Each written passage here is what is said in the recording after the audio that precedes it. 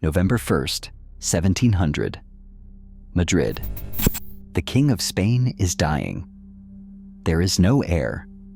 The document on his bedside will pull Europe into war. His name is Charles II. His body is the balance sheet of a strategy that built an empire and broke it. Rewind 700 years. One castle in Switzerland. A minor noble family with no army, no money, no leverage. Just a stone fortress on a hill and ambitions that exceeded their resources. By 1700, their descendants control Spain, Austria, and a web of thrones stretching from the Netherlands to the Americas. They rule more territory than any dynasty in European history. They didn't conquer it, they contracted it. 3 marriages changed the map of Europe more than any war ever fought. Dowries replaced armies. Betrothals replaced battlefields. The marriage contract became the most effective weapon of territorial expansion in history. More effective than cavalry charges. More effective than cannons. More effective than the greatest generals who ever lived. And for 7 centuries, it worked. We're going to trace the alliances that built this empire, the specific contracts, the succession math, the compounding risk. You'll see the exact clause that turns a wedding into a border change. We will follow the strategy from its first success to its final failure, until the system that made them the most powerful family in Europe produced a king who could not produce an heir.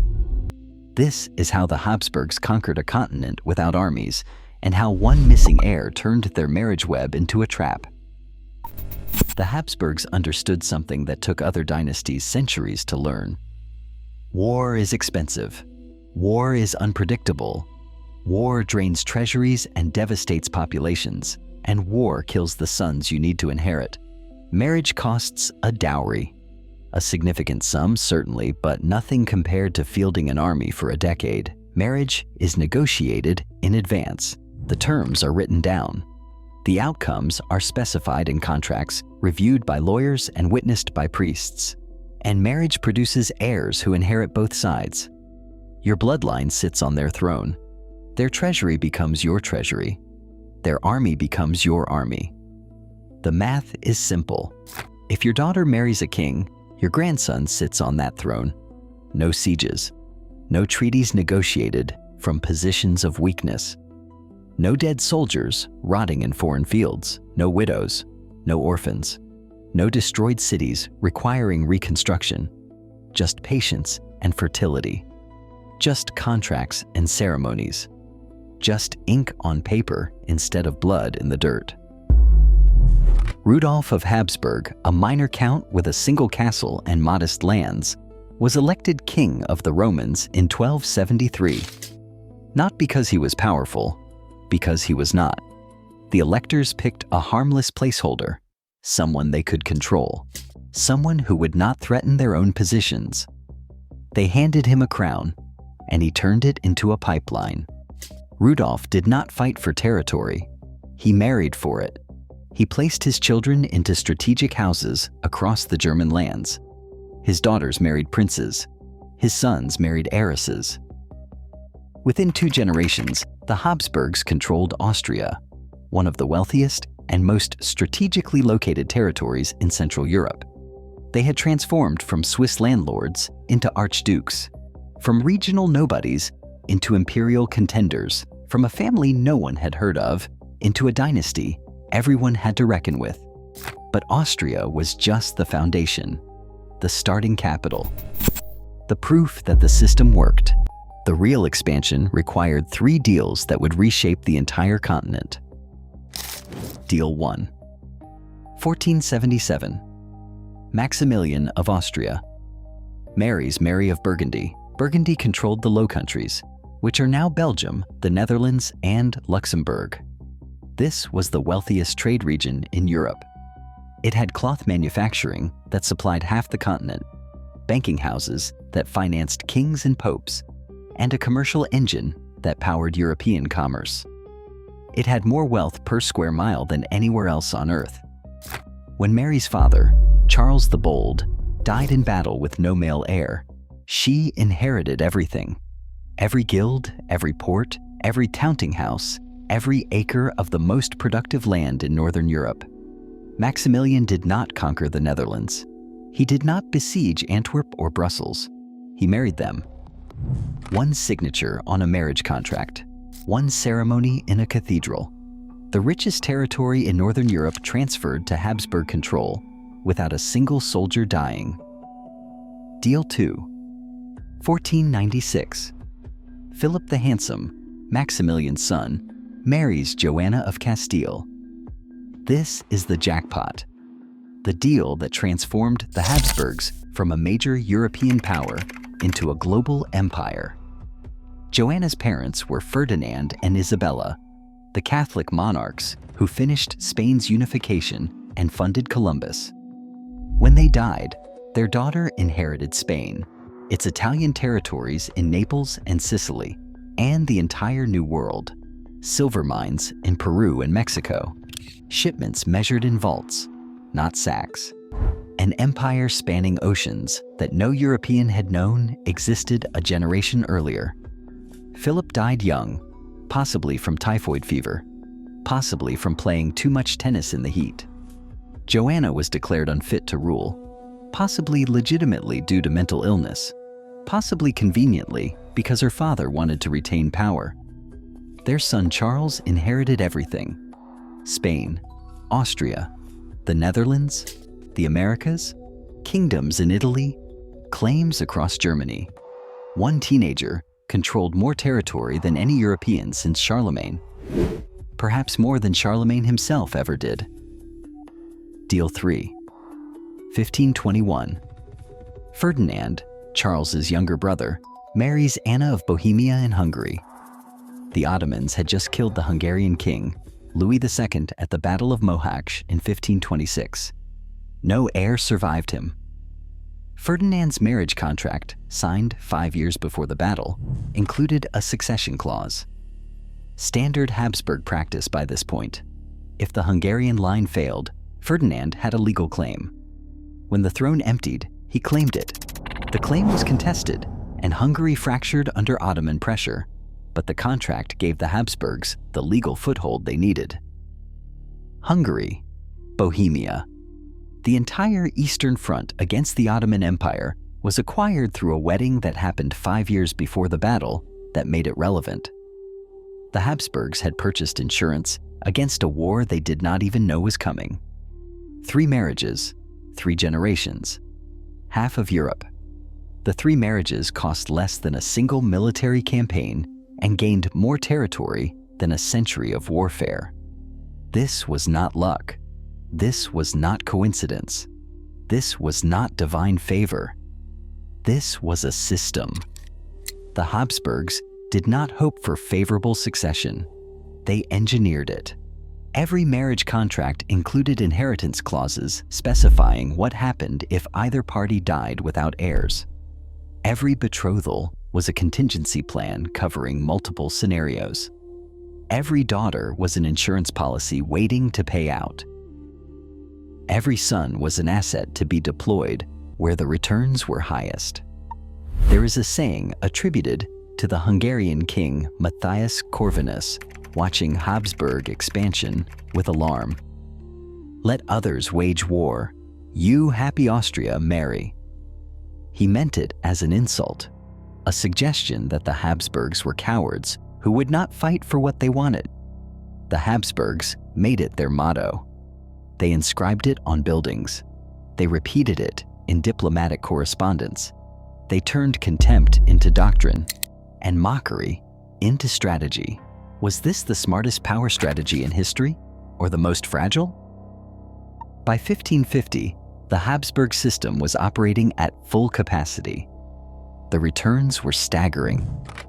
Charles V, grandson of Maximilian, son of Philip and Joanna, ruled an empire where the sun literally never set. Spain had professional armies and a proud nobility. Austria held a strategic position and German connections. The Netherlands supplied wealth and commerce. Naples, Sicily, and Milan were Habsburg possessions in Italy. Peru and Mexico offered vast silver mines. The Philippines, later named for his son Philip, the future Philip II, stretched the dynasty's reach across the Pacific.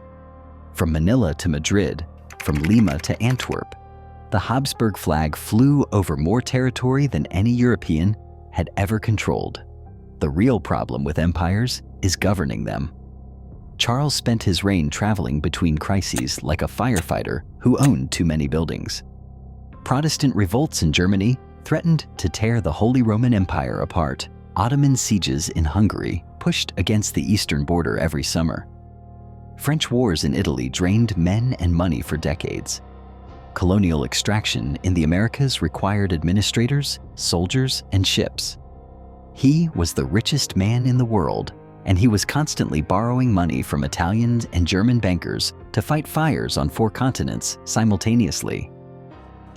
In 1556, exhausted and prematurely aged at 56, he did something unprecedented for a European monarch. He abdicated. He gave up power voluntarily. He split the empire between his son Philip, who received Spain and its colonies, and his brother Ferdinand, who received Austria and the Central European territories. 2 branches, same family, same strategy, same vulnerability that neither branch fully understood. The Spanish Habsburgs continued the marriage system with one critical modification. They stopped marrying out. The territory was acquired. The empire was built. Now the goal was preservation. Keep the bloodline pure so no foreign dynasty could claim inheritance rights. Keep the inheritance consolidated so the empire would not fragment. Keep marrying Habsburgs. Philip II married his first cousin, Maria Manuela. His son did the same. His grandson married his niece. Each generation, the family tree folded tighter. By the time Charles II was born, he was not inheriting a bloodline. He was inheriting a closed loop. Researchers estimate his lineage reached near sibling-level inbreeding over repeated cousin and uncle and niece unions. Every marriage added another loop. Every generation concentrated the defects further. Inbreeding. The Habsburgs had a saying for everything. They had no saying for maybe stop marrying your niece. The Austrian branch watched this happening. They knew the risks. They could see the Spanish line deteriorating with each generation, visible health decline, and fewer viable heirs each time. They married cousins too, but they also married outside the family when necessary. They balanced purity with survival. They understood that an empty throne helps no one. A dynasty without heirs is just a history lesson. The Spanish branch could not balance. They were trapped by their own success. Every foreign marriage meant potential loss of territory to another dynasty. Every generation of inbreeding meant fewer viable heirs. The system that built the empire was now consuming it from within. The snake was swallowing its own tail faster and faster. From their perspective, the logic was sound. Every outside marriage was a potential loss. They were not stupid. They were optimizing for the wrong variable. Is purity preservation or slow sabotage? Charles II's father, Philip IV, had 14 children by 2 wives over the course of his reign. 12 died before adulthood. Stillbirths. Infant mortality. Childhood diseases that healthy children survived, but Habsburg children did not. The 2 survivors were a daughter who married the French king Louis XIV and Charles. The spare became the heir because everyone else was dead. Charles himself married twice. Maria Louisa of Orleans, a French princess. Then Mariana of Neuburg, a German princess chosen specifically for her family's fertility record. 11 years of marriage total across both unions. No children. Not a single pregnancy that anyone recorded. The autopsy report written after his death describes severe systemic illness affecting every organ. The specific details are unreliable. Medical knowledge in 1700 was limited, and autopsy reports often reflected expectations more than observations. But The conclusion is not wrong. The Spanish Habsburg line was biologically finished. The contracts had stopped producing heirs. The system had consumed itself completely. And everyone in Europe knew what was coming. The diplomats had been positioning for years. Charles II spent his final years as the most important chess piece in Europe. He had no heir. He had to choose one. Every major power had a candidate and a claim supported by lawyers, genealogists, and armies. 3 options, 3 factions, 3 paths to war, because no matter which he chose, someone would invade. Option 1, the Austrian Habsburgs. His cousins in Vienna. Same family, different branch. This kept the empire unified under Habsburg control. It preserved the dynasty's accumulated gains. It maintained the balance of power in Europe. Austria supported this option, obviously. So did England and the Dutch Republic, who feared French expansion. Option 2, the French Bourbons. His half-sister Maria Theresa had married Louis XIV. Their grandson, Philip of Anjou, had a claim through that marriage. This meant Spain falling into French orbit, the nightmare scenario for every other power in Europe. France was already the strongest kingdom on the continent. If France and Spain united, they would dominate Europe completely. No coalition could stand against them. Option 3, the Bavarian Wittelsbachs. A compromise candidate. Less powerful than either France or Austria. Less threatening to the balance of power. Acceptable to everyone except France and Austria themselves. A way to split the difference and prevent a major war. Charles chose the Bavarian child, Joseph Ferdinand. Then the child died at age 6. The timing fueled rumors of poison. Historians argue simple biology, the high child mortality rates of the era, was the simpler and likelier explanation. Back to 2 options. Habsburg or Bourbon. Family or rival. Status quo or revolution. Charles was pressured from every direction during his final months. Austrian diplomats made their case for family unity and dynastic tradition. French ambassadors made threats about what would happen if Spain chose Austria, and promises about what France would guarantee if Spain chose the Bourbon candidate. The Pope weighed in with opinions about Catholic unity. His own council was divided between factions with different foreign patrons.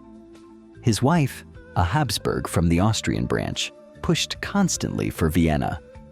His mother, also a Habsburg, had pushed for France before she died, hoping to avoid another devastating war. In October 1700, Charles signed his final will. The entire Spanish Empire, meaning Spain, the Netherlands, Italy, the Americas, and the Philippines, went to Philip of Anjou, Louis XIV's grandson, and a Bourbon. The dynasty that had fought the Habsburgs for 2 centuries would inherit their greatest prize. The family that had been their enemies for generations would sit on the throne their marriages had built. Was it betrayal, or the only rational choice left? When Charles died on November 1st, Louis XIV accepted the throne on behalf of his grandson. Then he made a catastrophic mistake that transformed a succession crisis into a continental war. He declared that Philip retained his rights to the French throne. Spain and France could theoretically unite under one crown in the future, one king ruling both kingdoms, one dynasty controlling everything from the Atlantic to the Mediterranean. England, the Dutch Republic, and Austria formed a grand alliance to prevent this nightmare scenario. The War of Spanish Succession lasted 13 years. Battles stretched across Europe, from Flanders to Bavaria to Spain itself. Blenheim, Ramillies, Oudenarde, Malplaquet, names that would define military history for a century. 1 million dead soldiers and civilians before the treaties were signed. The largest conflict in Europe since the 30 Years' War had devastated Germany 80 years earlier. The irony is crushing. The Habsburgs built an empire by avoiding war. They prided themselves on contracts instead of conquest. They mocked other dynasties for wasting blood and treasure on battlefields. The empire collapsed because its succession system could not produce an heir, and the resulting vacuum killed more people than any Habsburg conquest ever had or ever could have. The Austrian Habsburgs survived. They lost Spain forever. The Bourbons kept that throne, but they kept their Central European holdings intact. They even expanded, picking up the Spanish Netherlands after the war, trading one loss for a smaller gain. The system still worked if you kept it flexible, if you remembered what it was for, if you did not let purity become suicide. The Spanish Habsburgs did not survive. Charles II was the last of his line. The dynasty that had ruled the largest empire in the world for 200 years ended with a man who could not produce a child. 2 centuries of strategic marriages culminated in biological extinction. The marriage strategy had not failed. The Habsburgs had failed to update it. They optimized for acquisition and forgot about maintenance. They protected the bloodline until there was no blood left to protect. They confused the tool with the goal. The Austrian Habsburgs learned the lesson. Partially, they kept the system, but changed the input variable: new blood. Maria Theresa, the most powerful Habsburg of the 18th century, married Francis Stephen of Lorraine, an outsider, not a cousin. Their children were healthy.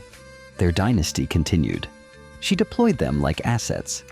Marie Antoinette to France, where she would eventually lose her head to revolution. Leopold to Austria. The marriage system was recalibrated for a new era, still strategic, no longer suicidal. But some problems cannot be solved by better breeding. Joseph II tried to turn inheritance into governance, into rights, into administration, into religion, and then he watched the machine reverse everything the moment he died. The nobility would not accept reform. The church fought back. The system resisted change from every direction. Joseph's epitaph, which he chose himself, read, "Here lies Joseph II, who failed in everything he undertook." He had the power to change everything. He changed nothing that lasted. The Habsburg method, acquiring power through contracts rather than conquest, created an empire with no ideological foundation. It was not a nation. It was a contract stack. And contract stacks do not survive mass politics. By 1918, the portfolio expired. War rewrote the map, and the marriage web meant nothing. The territories acquired through betrothals over 7 centuries became independent nations with their own flags and their own futures. Return to Madrid. November 1st, 1700. Charles II is dying.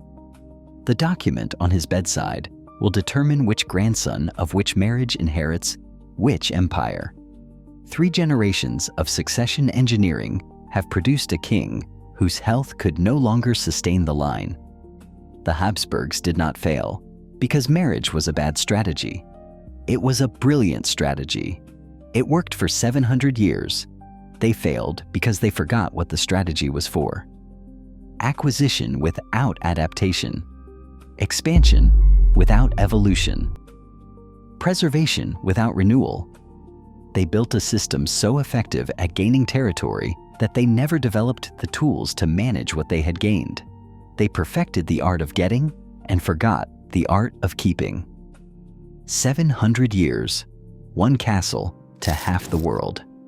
And then, because the math always catches up, back to where they started. 1 family, no heir, and a continent about to burn.